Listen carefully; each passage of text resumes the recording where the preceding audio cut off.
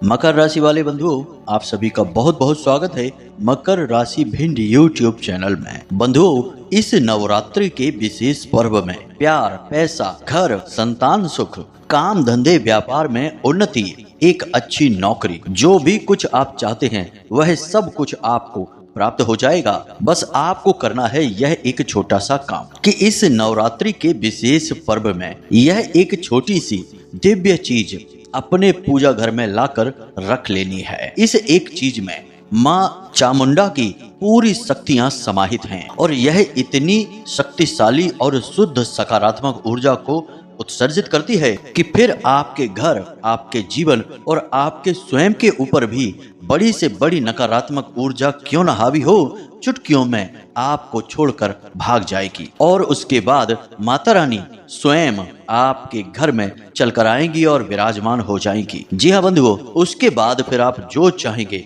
वह सब कुछ आपके कदमों में आ गिरेगा। यह नवरात्रि आपके जीवन भर की दुख तकलीफों को दूर करने वाली होगी और आपके जीवन को पूरी तरह से बदलकर क्रांतिकारी बदलाव लेकर आएगी। तो जयकारा बोलो माता रानी का, जगत माई महामाई माँ भद्रकाली की जय बोलो, माता रानी के सांचे दरबार की जय बोलो। बंधुओं, उद्यमेन ही सिद्ध्यन्ति कार्याणि न मनोरथे नहि सुप्तस्य सिंहस्य प्रविशन्ति मुखे मृगा। इस श्लोक का मतलब यह होता है कि उद्यम करने से ही विजय प्राप्त होती है। बिना प्रयास किए, बिना मेहनत किए सफलता हासिल नहीं हो सकती है। सिंह चाहे कितना ही शक्तिशाली क्यों ना हो, फिर भी बिना प्रयास के उसके मुख में उसका शिकार नहीं आ सकता है। उसके लिए उसे मेहनत करनी ही पड़ेगी। इसीलिए हम आपको हमेशा हर समय प्रतिदिन कुछ न कुछ नया सिखाने की कोशिश करते हैं और बेहद ही अनोखा और शक्तिशाली ज्ञान देने का प्रयास करते हैं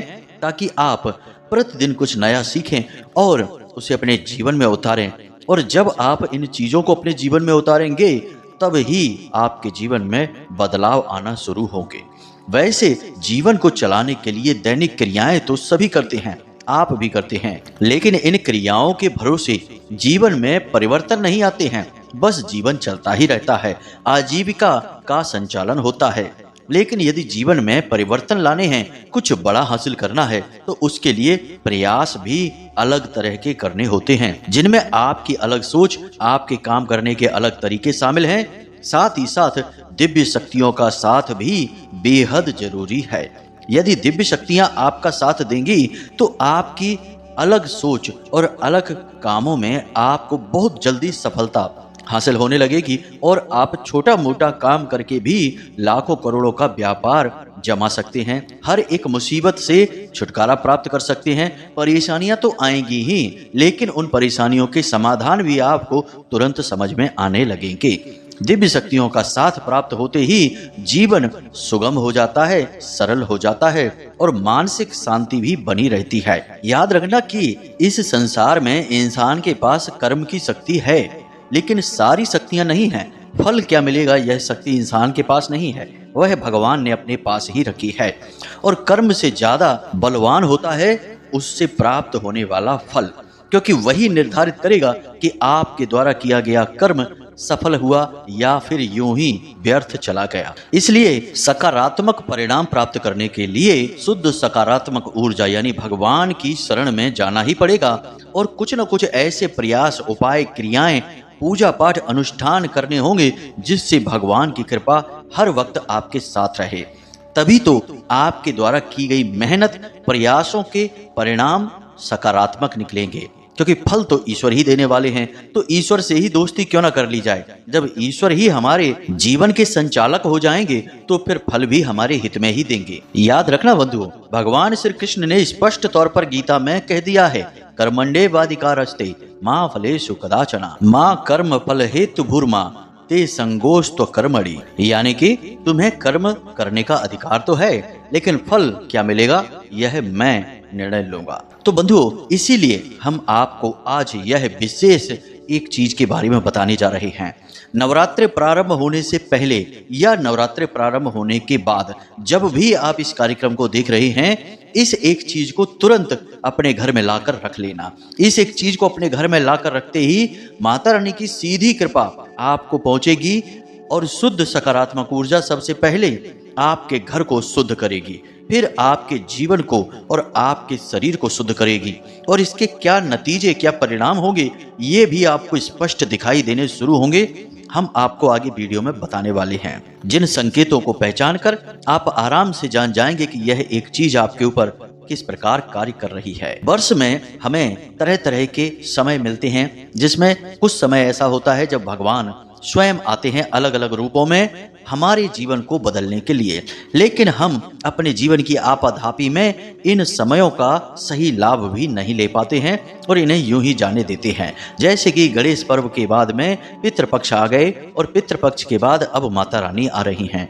तो माता रानी का स्वागत करना है और इन पूर्ण पवित्र दिनों का पूरा लाभ ले लेना है, ताकि आपके जीवन में बड़े बदलाव हो सके, आपको आपकी मेहनत का पूरा फल मिल सके, आपको वह प्राप्त हो सके जो आपका हक है, जिसके लिए आप दिन रात प्रयास कर रहे हैं, क्योंकि अभी तो आपको वह भी नहीं मिल पा रहा है। जी हाँ बंधु, छोटी छोटी बातों से आप परेशान हैं, विचलित रहते हैं, एक के बाद एक दिक्कत परेशानियां हैं जो आपका पीछा ही नहीं छोड़ रही हैं, और कितनी ही मेहनत कर लो, कुछ भी प्रयास कर लो, नतीजा कुछ भी नहीं निकलता, सब कुछ ज्यों का त्यों है। आपको तो कभी कभी ऐसा भी लगने लगा है जैसे आप चारों तरफ से जकड़ दिए गए हैं, सब कुछ करने के बाद भी आपको कोई बदलाव महसूस ही नहीं होता है।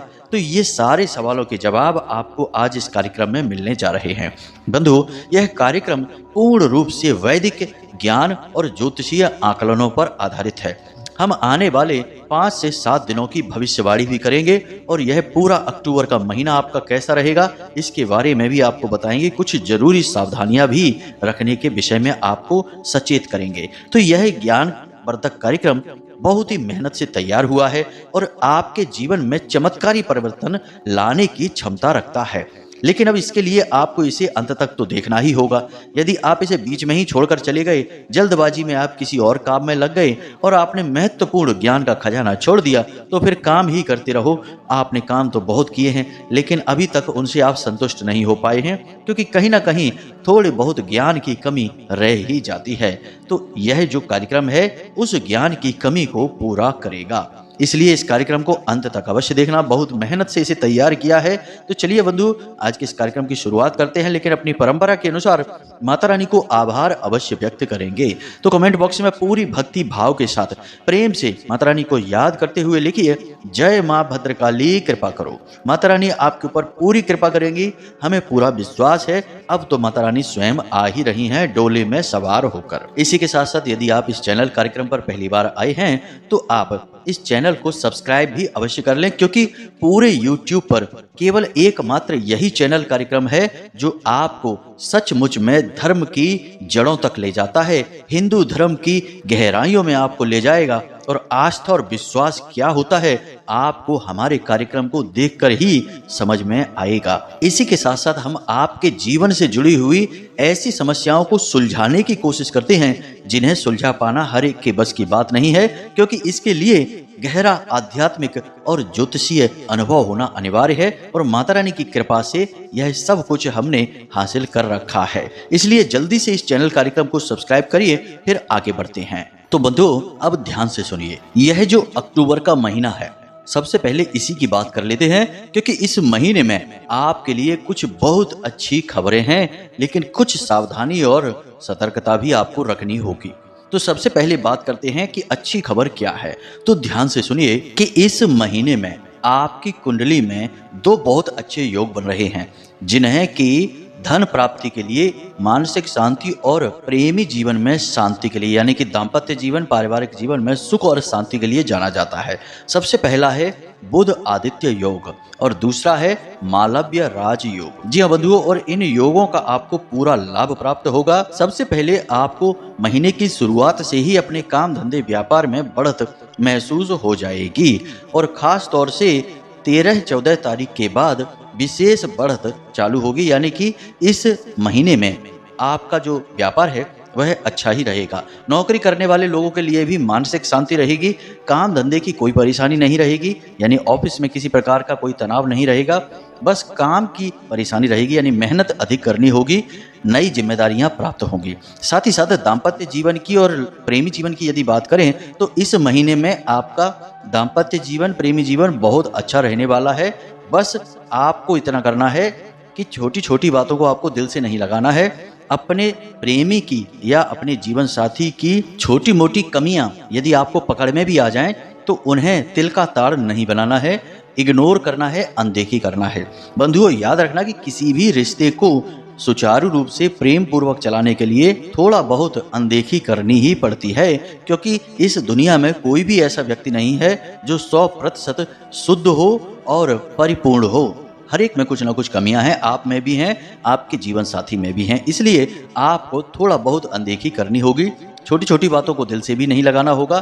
साथ ही साथ अपने प्रेमी जीवन और दाम्पत्य जीवन में किसी तीसरे व्यक्ति को बीच में नहीं आने देना है। कहने का मतलब यह है कि किसी के द्वारा कही गई छोटी मोटी बात को आपस में डिस्कस कर लेना है। उनकी बात का प्रभाव आपके रिश्ते पर नहीं होना चाहिए, क्योंकि किसी प्रकार की कोई नकारात्मक बात आपसे कह सकता है जिससे आपके रिश्ते में उतार चढ़ाव की स्थिति बन जाएगी। दूसरा यह है कि पैसे की इस महीने आपकी आवक अच्छी रहेगी। जो व्यापारी लोग हैं, यानी जिनकी छोटी मोटी फैक्ट्री है या फिर जिनकी दुकान है, शोरूम है, उन लोगों को इस महीने में आमदनी बढ़ती हुई महसूस होगी, आमदनी आएगी। पैसा जो रुका हुआ है, अटका हुआ है, उसमें भी गति आ जाएगी। लेकिन इस सबसे बड़ी बात, अच्छी बात यह है कि किसी एक स्थान से जहां से आपको पैसा आने की उम्मीद थी, जैसे कि कहीं से आप फंड उठाना चाहते थे, लोन लेना चाहते थे, या आपका खुद का ही पैसा कहीं किसी को दे दिया था और वह अटक गया था, तो वहां से इस महीने में शुरुआत में ही, यानी पहले हफ्ते में ही आपको पैसे की रिकवरी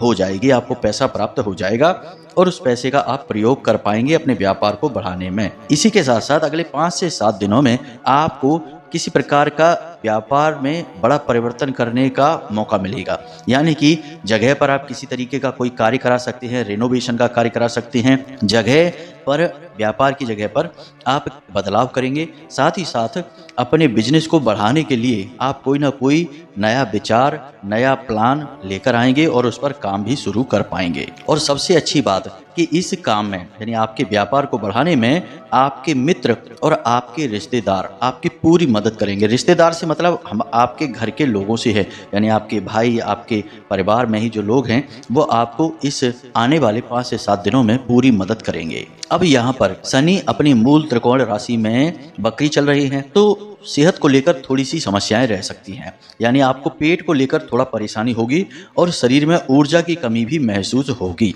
यानी काम करने का मन नहीं करेगा और आप काम को टाल भी सकते हैं। लेकिन आपको ऐसा करना नहीं है, काम समय पर ही आप करें। और ऊर्जा की कमी यदि आपको महसूस होती है तो उसके लिए अपने खान पान को सुधारें। निश्चित तौर पर आपके खान पान में किसी प्रकार की कमियां हैं। कुल मिलाकर आप अपनी सेहत का पूरा ख्याल रखें। याद रखना कि यह अक्टूबर का जो महीना है, यह आपके जीवन में सकारात्मक बदलाव लेकर आएगा। बहुत सारे लोगों की मनोकामनाएं और इच्छाएं इस महीने में पूरी हो जाएंगी, लेकिन उसके लिए आपको प्रयास बहुत कठोरता के साथ करना होगा। रुकना नहीं है, आलस नहीं करना है। अब सबसे बड़ी बात कि आपकी कुंडली में जो राहु का गोचर हो रहा है और केतु ने सूर्य के साथ युति बना रखी है, इनका आपके ऊपर कुछ नकारात्मक प्रभाव भी रहेगा। यानी आप कुछ ऐसी योजनाओं में भी पैसा इन्वेस्ट कर सकते हैं जहां से आपको लॉस हो जाएगा, यानी कि क्विक रिच स्कीम, यानी जल्द से जल्द अमीर बनने वाली योजनाएं आपको सुनने को मिलेगी। कोई आपको बताएगा कि यहाँ पैसा लगा दो, जैसे शेयर मार्केट है, सट्टेबाजी है और जुआ वगैरह के लिए भी कोई आपको प्रेरित कर सकता है, सलाह देगा कोई आपको, तो आपको ऐसी सलाह नहीं माननी है। इस तरह से कोई अमीर नहीं बनता है। आपको वास्तविक धरातल पर ही काम करना है। व्यापार और मेहनत से ही पैसा कमाने के बारे में सोचें। इस तरीके की योजनाओं की तरफ आप ना जाएं, यानी कि कोई यदि आपको अचानक से पैसा अधिक कमाने वाली योजना बताए तो आप उस पर बिल्कुल भी ध्यान ना दें। पहली चीज तो यह है। दूसरी चीज यह है कि अगले 5 से 7 दिनों में आपको कोई डंक लगेगा, यानी कि कोई जानवर, यानी छोटा मोटा कीट पतंगा आपको काटेगा और डंक लगेगा, यानी ये डंक लगने वाला भाव है। 5 से 7 दिनों में यह आपके साथ होगा, तो थोड़ा सा सावधान रहें। जीव जंतुओं को लेकर जमीन पर ना सोएं और जमीन पर बैठे भी ना। इसी के साथ साथ आपको हम बता दें कि विपरीत लिंगी के प्रति आपका आकर्षण बढ़ेगा, यानी अपोजिट जेंडर के प्रति आपका आकर्षण बढ़ेगा। आप किसी के साथ किसी प्रकार के रिलेशन में भी आ सकते हैं, लेकिन यह रिलेशन ठीक नहीं होगा, यानी एक्स्ट्रा मैरिटल अफेयर कहते हैं इसको। या फिर जो पढ़ने वाले बच्चे हैं, जैसे कि जो अपने कैरियर पर ध्यान देना चाहिए, कॉम्पिटिटिव एग्जाम की जो तैयारी कर रहे हैं, उनका भी आकर्षण बढ़ेगा। अपोजिट जेंडर की ओर, लेकिन उन्हें ऐसा नहीं करना है। अपने काम पर ध्यान देना है। यह केतु का प्रभाव है और यह आपको मानसिक तौर पर इस तरह से प्रभावित कर रहा है, तो आपको इस पर ध्यान नहीं देना है। आप यदि अपने मार्ग पर अचल रहेंगे और सही और गलत का सही निर्णय लेते रहेंगे, तो कोई भी ग्रह नकारात्मक क्यों न बना रहे, वह आपके जीवन पर प्रभाव नहीं डाल पाएगा। वह आपके मन में केवल विचार डाल सकता है। अब बंधुओं, एक छोटी सी बात आपको कहना चाहेंगे कि जब किसी इंसान का कोई ग्रह दूषित होता है, नकारात्मक होता है, तो उस इंसान के जीवन में ग्रह खुद उतर कर नहीं आता कि सामने से आ गया और उसने एक्सीडेंट करा दिया कि भैया शनि ने एक्सीडेंट करा दिया। तो शनि देव सड़क पर तो नहीं आए थे। शनि देव ने आपके मन में विचार डाले, राहु ने आपके मन में विचार डाला। तो सीधी सी बात है कि जब ग्रह नकारात्मक होता है तो वह जीव के मन में विचार डालता है, यानी कि विचारों से ही तो घटनाएं घटित होती हैं। लेकिन यदि इंसान मानसिक तौर पर मजबूत है और सही और गलत का भेद जानता है, तो उन विचारों का उसके ऊपर प्रभाव नहीं होता है। एक छोटी सी बात और आपको हम बताएं कि ऐसा नहीं है कि जब ग्रह दूषित होता है तभी वह विचार डालता है। आपके सामने कोई 1 करोड़ रुपए एक थैली में भरकर रख दे, तो क्या आपके मन में यह विचार नहीं आएगा कि काश ये रुपए मेरे होते? कभी आपके मन में यह भी विचार आएगा कि इन रुपयों को लेकर भाग जाते हैं, किसी को पता ही नहीं चलेगा। लेकिन आप इन विचारों पर नियंत्रण कर लेंगे। आप ऐसा कोई काम करेंगे नहीं, उन रुपयों पर आप हाथ नहीं रखेंगे। तो जब आप अपने विचारों पर नियंत्रण रखेंगे, तो ये जो विचार आपके मन में आए कि इन रुपयों को लेकर भाग जाते हैं, ये रुपए हम लूट लेते हैं, जो भी उल्टे सीधे विचार हैं, ये सब राहु के द्वारा बनाए गए विचार हैं। लेकिन आप जब तक इन विचारों को हावी नहीं होने देंगे, तब तक राहु के दुष्परिणाम भी आपको प्रभावित नहीं कर पाएंगे। तो आप समझ रहे होंगे कि हम आपसे क्या कहना चाहते हैं। तो जब राहु आपका नकारात्मक होगा, तो ये विचार और तीव्रता के साथ आपको आएंगे, मजबूती के साथ आपको आएंगे। आपको लगेगा कि इन पैसों को लेकर भाग जाते हैं, कोई समस्या है ही नहीं, कोई आपका बाल भी बांका नहीं कर पाएगा, पैसे में बहुत ताकत है, बाद में सबको ये कर लेंगे, रिश्वत दे देंगे। ऐसे उल्टे सीधे विचार बढ़ते चले जाएंगे। लेकिन यदि आप शुद्ध बुद्ध हैं, भगवान की भक्ति में लीन रहते हैं, तो आप कहेंगे कि नहीं, मैं ऐसा काम नहीं कर सकता हूँ, यह मेरा व्यक्तिगत स्वभाव नहीं है। तो वहीं पर राहु के दुष्प्रभाव क्षीण हो जाते हैं, समाप्त हो जाते हैं। बंधुओं, उम्मीद करते हैं कि आपको ग्रहों के प्रभाव समझ में आ रहे होंगे। ग्रह केवल आपके मन में विचार डाल सकते हैं, काम तो आपको ही करना है। आप यदि गलत काम करने से मना कर देंगे, तो ग्रह क्या कर लेगा? वह स्वयं तो आ नहीं जाएगा आपके सामने की जबरदस्ती से पकड़ के आपको और गलत काम करवा दिया। बंधुओं, ये वास्तविक बातें हैं। हम आपको जो बता रहे हैं यह वास्तविक ज्ञान है। कहने को तो हम कह दें कि 100% गारंटी के साथ आपके साथ गलत होगा, आप व्यभिचार में पड़ेंगे, किसी गलत रिश्ते में आप पड़ जाएंगे, लेकिन आप जो पढ़ेंगे वह आपका अपना निर्णय होगा। केतु आपके ऊपर प्रभाव डाल रहा है, वह आपके मन में इस प्रकार के विचार डालेगा कि आप अनैतिक संबंध करें, लेकिन करने हैं कि नहीं करने हैं यह तो आपका ही निर्णय होगा। तो आप सच्चाई के साथ यदि रहते हैं, भगवान की भक्ति करते हैं, प्रभु के नाम का स्मरण करते रहते हैं, तो आप हर एक ग्रह के नकारात्मक प्रभाव को स्वयं ही काट सकते हैं। भगवान की भक्ति में बहुत शक्ति होती है। इसीलिए तो कहा गया है, कलियुग केवल नाम आधारा, सुमर सुमर नर उतरहि पारा। भगवान के नाम में इतनी शक्ति है कि फिर कोई उसका बाल भी बांका नहीं कर पाता है। चाहे भूत प्रेत पिशाच निशाचर हो या फिर राहु केतु शनि शुक्र, कोई भी ग्रह बना रहे, कुछ भी नहीं बिगड़ता। बंधुओं, ये बातें जो हमने आपको बताई है ना, इन बातों को जीवन में उतारना अवश्य, क्योंकि आपके जीवन में जितने भी कष्ट, जितनी भी परेशानियां हैं, उनमें से बहुत सारी परेशानियां तो केवल इस वजह से है कि आप सोचकर बैठ गए हैं कि आप परेशान हैं। यदि आप वास्तविकता में यह मान जाएंगे कि हम परेशान हैं, तो फिर परेशानियां कभी पीछा नहीं छोड़ेंगी। आपको यह मानना होगा कि आप हर परेशानी से बाहर निकल रहे हैं, धीरे धीरे परेशानियां कम हो रही हैं, और भगवान की भक्ति करेंगे तो धीरे धीरे परिस्थितियां बदलने लगेंगी।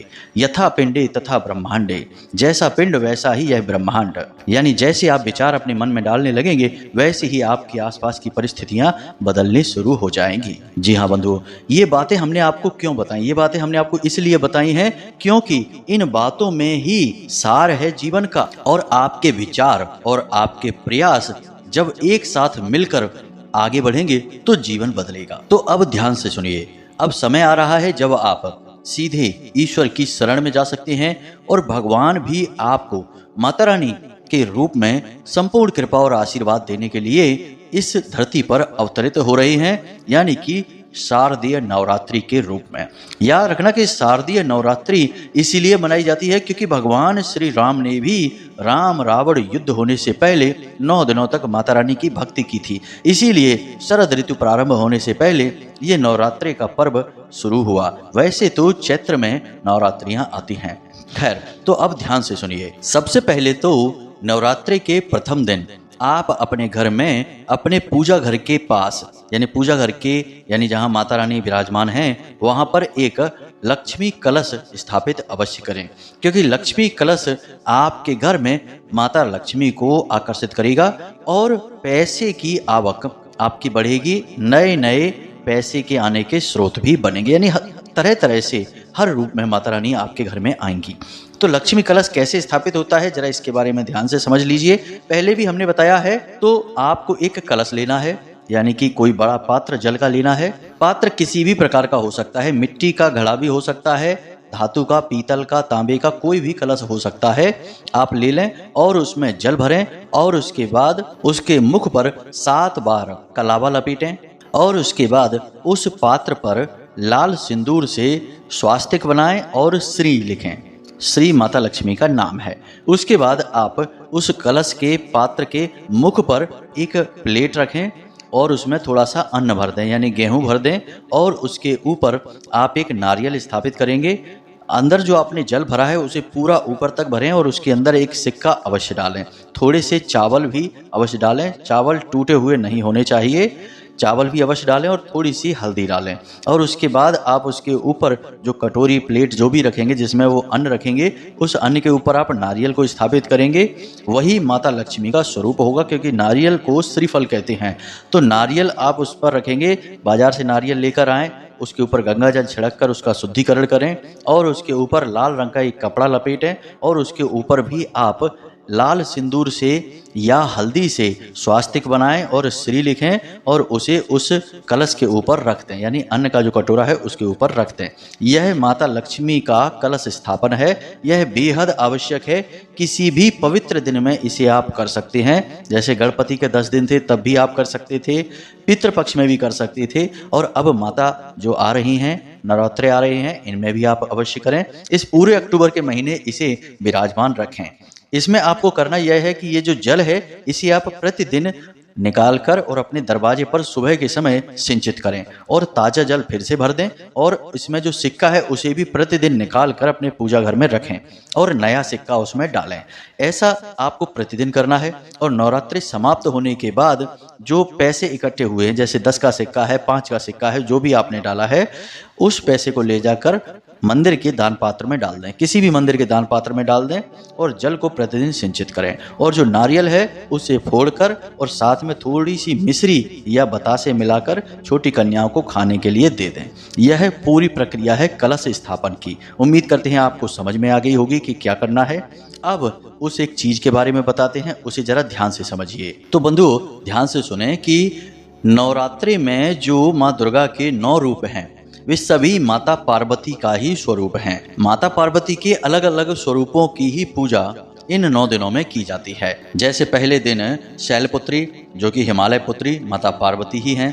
दूसरा ब्रह्मचारिणी, जब माता रानी भोले बाबा को प्रसन्न करने के लिए तपस्या करने के लिए गई थी। उसके बाद चंद्रघंटा, उसके बाद कूष्मांडा, स्कंद माता, कात्यायनी। ये माता के अलग अलग रूप हैं। प्रतिदिन इन्हीं की पूजा की जाती है। यानी कि मूल रूप से देखा जाए तो नवरात्रि के दिनों में माता पार्वती के ही अलग अलग रूपों की पूजा की जा रही है। देवियां अलग अलग नहीं हैं, बस उन्हीं के रूप और स्वरूप अलग अलग हैं। तो अब ध्यान से सुनिए, एक ऐसी चीज है जिसमें कि माता के संपूर्ण स्वरूपों का वास माना जाता है शिव पुराण के अनुसार, और वह चीज है बेल का वृक्ष। बेल का वृक्ष इतना शक्तिशाली है कि इसके हर एक स्वरूप को भोले बाबा को चढ़ाया जाता है और यह भोले बाबा को बेहद प्रिय भी है। बेल वृक्ष की पत्तियों में माता पार्वती स्वयं विराजमान होती हैं। फल में माता रानी कात्यायनी स्वरूप में विराजमान होती हैं। फूलों में गौरी स्वरूप में विराजमान होती हैं। तो इस तरह पेड़ के अलग अलग भागों में अलग अलग स्वरूपों में माता रानी विराजमान होती हैं। तो अब आपको करना क्या है, जरा इसे ध्यान से समझिए। कोई भी वृक्ष किसी भी प्रकार से बढ़ रहा हो, उसके अलग अलग चाहे कितने ही रूप क्यों ना हो, परंतु उस वृक्ष का सबसे महत्वपूर्ण जो भाग है वह 4 भागों में बांटा जाता है। जी हाँ बंधु, यह हम शास्त्रों की बात बता रहे हैं। शास्त्र ही कहते हैं कि किसी भी वृक्ष के 4 सबसे महत्वपूर्ण भाग होते हैं। पहला उसकी जड़, दूसरा उसका तना, तीसरा उसके पत्ते और चौथा उसके फल। क्योंकि इन चारों के बिना पेड़ का अस्तित्व पूर्ण नहीं हो सकता है, पेड़ हमेशा अपूर्ण रहेगा। तो अब बेल के पेड़ में आपको ये 4 चीजों की आवश्यकता रहेगी। तो अब आपको करना क्या है कि बेल का फल, जिसे बिल्व फल कहते हैं, आप उसे कहीं से ढूंढकर निकालें। यह आसानी से दुकानों पर मिल जाता है। नवरात्रि प्रारंभ होने से पहले आपको स्थापित करना होगा। किस प्रकार करना है सब बताएंगे। पहले आप बेल के फल की व्यवस्था करिए, साथ ही साथ बेल के पत्तों की और बेल के तने की और बेल के जड़ की, यानी आपको बेल का पौधा ढूंढना है, जिसे बिल्व वृक्ष कहते हैं, उसे ढूंढना है और उसकी पत्ती यानी एक त्रिकोणीय पत्ती, उसके बाद तने का थोड़ा सा भाग ले लेना है और थोड़ा सा जड़ का भाग ले लेना है। अब आपके पास 4 चीजें हैं। और एक खास बात कि शिवपुराण की कथा ही यह कहती है कि बेल के वृक्ष के नीचे पितृ देवताओं का वास होता है और बेल के वृक्ष में तने के भाग में माता लक्ष्मी स्वयं विराजमान होती है। यानी कि बेल का जो वृक्ष है वह बेहद पवित्र होता है और कई प्रकार की धार्मिक अनुष्ठानों में इसे प्रयोग किया जाता है। तो अब आपने ये 4 चीजें ले ली हैं। अब आपको इन्हें अपने घर लेकर आना है, गंगा जल से इन्हें शुद्ध कर लेना है और उसके बाद इन्हें लाल रंग के एक कपड़े में लपेट लेना है। अब इसे आप एक पोटली के स्वरूप में लपेट सकते हैं। इस पोटली में ये ही 4 चीजें होंगी और कोई 5वीं चीज नहीं। लाल रंग के कपड़े से आप इस पोटली को बनाएंगे और लाल रंग के धागे से ही इस पोटली को लपेट कर बंद कर लेंगे। गांठ नहीं लगाएंगे, याद रखना गांठ लगाना अशुभ होता है। तो अब आपने एक पोटली तैयार कर ली है। यह पोटली नवरात्रि के लिए सबसे अधिक शक्तिशाली पोटली का कार्य करेगी।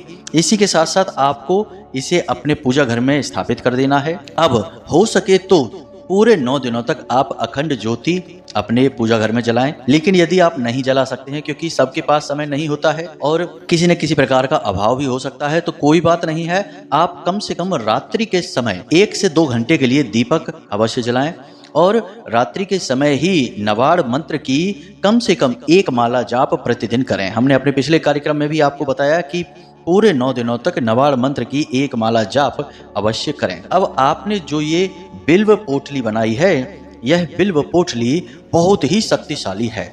आप इसका प्रतिदिन माता दुर्गा के रूप में ही पूजन करें। यह माता दुर्गा का साक्षात स्वरूप आपके घर में विराजमान हो चुका है।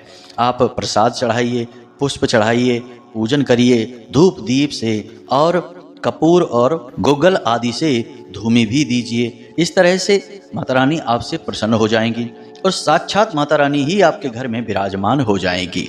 नवाड़ मंत्र की आप प्रतिदिन 1 माला अवश्य करेंगे। हमने कहा है कि यदि आप मेहनती हैं और कर सकते हैं तो 6 या 9 माला करें, लेकिन नहीं कर सकते तो कोई बात नहीं, 1 माला भी करेंगे तब भी चलेगा।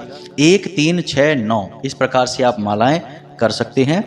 अब आप देख लेना कि आप कितनी माला कर सकते हैं। लेकिन एक बात याद रखना कि जब आपने एक तरह से संख्या शुरू की है तो उसे फिर पूरे 9 दिनों तक आपको दोहराना होगा निश्चित समय पर, और एक ही आसन में बैठकर आपको यह करना है। एक बार माला फेरना शुरू किया तो आपको फिर उठना नहीं है। तो उम्मीद करते हैं कि ये सारी बातें आपको समझ में आ गई हैं। अब कुछ नियम हैं, जैसे कि शुद्धता का पालन करें, सात्विक रहें, झूठ ना बोलें, कोई भी गलत कार्य ना करें और भोजन जितना हो सके उतना कम मसाले वाला साधारण भोजन खाएं, सात्विक भोजन खाएं और मांस, मदिरा, जुआ, शराब, वेश्यावृत्ति आदि बिल्कुल भी ना करें। किसी भी प्रकार का व्यसन ना करें और दिन में ना सोएं पूरे नवरात्रे। बस इतने से आप और कार्य कर लें। उसके बाद आप देखें कि कैसे परिवर्तन आते हैं। सबसे पहले तो आपके घर का वातावरण सुखद हो जाएगा। सबसे पहले पवित्रता आपके घर में आएगी, फिर आपका शरीर स्वयं हल्का महसूस होगा। सिर में भारीपन रहता था, थकान रहती थी, हमेशा यह लगता था जैसे कि काम करने का मन नहीं हो रहा है, तो वह सारी चीज़ें दूर हो जाएंगी। शरीर हल्का हो जाएगा, दिमाग में ठंडक रहने लगेगी और इसके बाद आपका काम धंधा व्यापार भी बढ़ना शुरू हो जाएगा। आप जहां जैसी उम्मीद कर रहे थे वहां वैसे ही सारे काम होने लगेंगे, आपका मन प्रसन्न हो जाएगा।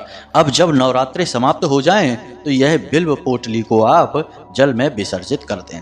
इसके बाद जो आपने कलश स्थापित किया है उसके बारे में तो हमने आपको बता ही दिया है कि क्या करना है। तो आप इन चीज़ों का प्रयोग करिए, फिर इसके कैसे परिणाम प्राप्त हुए हमें कमेंट करके अवश्य बताना। अब वैसे तो हमने सारी बातें आपको विस्तार से खुलकर बताई ही हैं, फिर भी यदि कोई प्रश्न आपके मन में उठता है तो आप कमेंट करके पूछ सकते हैं, या डिस्क्रिप्शन में व्हाट्सएप नंबर है उस पर मैसेज करके पूछ सकते हैं। हमें जैसे ही समय मिलेगा तो हम आपके प्रश्नों के जवाब आपको अवश्य देंगे। इसी के साथ साथ आज के इस विशिष्ट कार्यक्रम को समाप्त करते हैं। मिलते हैं अगले ज्ञानवर्धक कार्यक्रम में। हमेशा हंसते रहें, मुस्कुराते रहें, सकारात्मक रहें। दिन में एक बार मंदिर अवश्य जाएं, क्योंकि आपका उद्धार वहीं से होना है। तो पूरे प्रेम से, भाव से बोलिए जय माई की, जय मां भद्रकाली। माता रानी आपका कल्याण करेंगी। धन्यवाद।